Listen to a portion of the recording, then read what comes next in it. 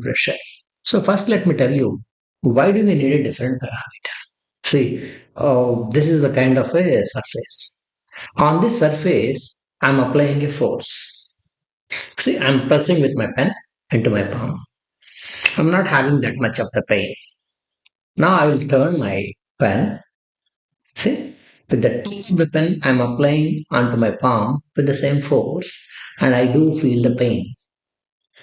So it's not the force. In both the cases of first and second, I have applied the same force. But it is how much of the force acting on a given point.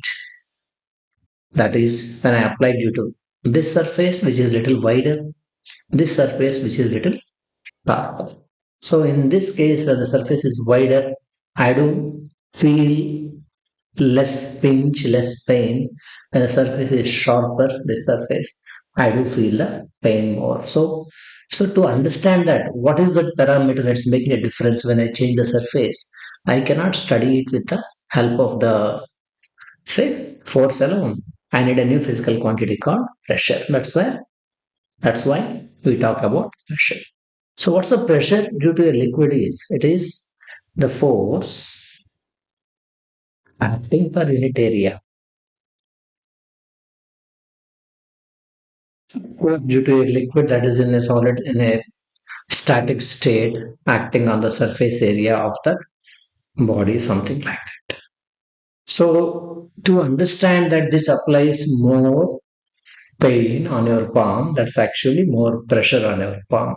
So we can define pressure as the force acting on the body per unit surface area. So what is SI unit is if you want to study, you know, force is measured in the unit of Newton. Area is measured with a unit of meter square. So its SI unit is Newton per meter square. Whereas if you want its CGS units, force is measured in dyne, area is measured in centimeter square, so dyne per centimeter square. So with that, we can quickly find the relation, the conversion factor between them. So if somebody asks you, this is actually, of course, before going to that, Newton per meter square is a unit of SI unit of the force.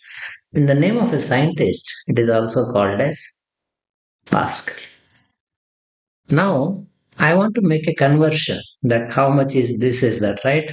I want to calculate 1 Newton per meter square is equal to how many dyne per centimeter square. So, if you probably know that 1 Newton is 10 power 5 dyne, I can just make that conversion. In the place of 1 Newton, I can write 10 power 5 dyne. In the place of 1 meter, I can write 100 centimeter square is there. X, the other part, dyne per centimeter square.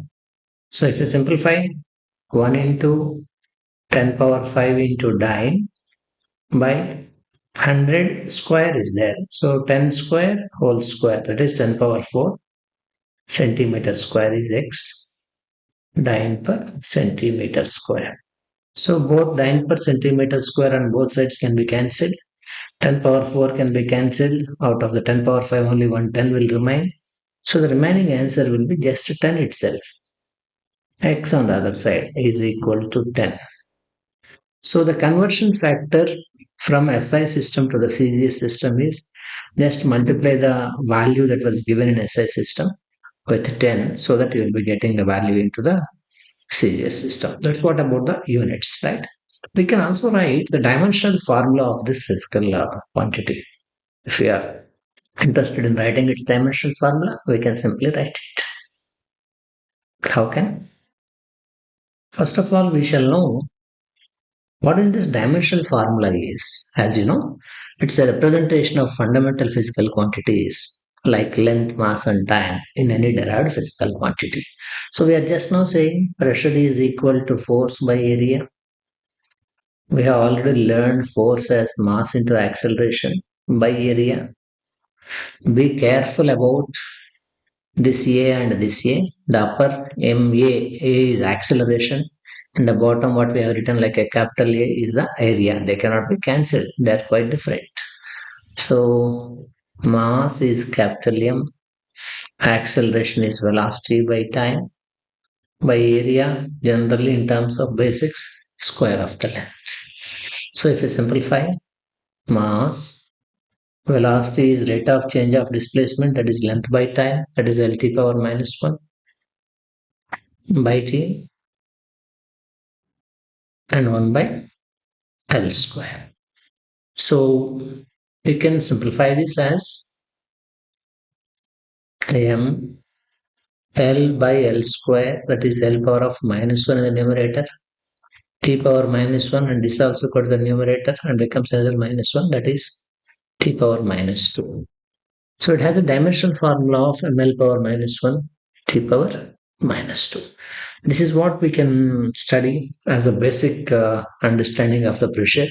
And the most important point is this physical quantity pressure helps us to understand that how do the fluids applies impact on the bodies that are in contact with them, the force, and technically that's being called like thrust because it's acting from all directions simultaneously. So this physical quantity, talking about physical quantity or using physical quantity pressure helps us to understand that what kind of influence that this fluid is going to make on the bodies that comes into contact with it.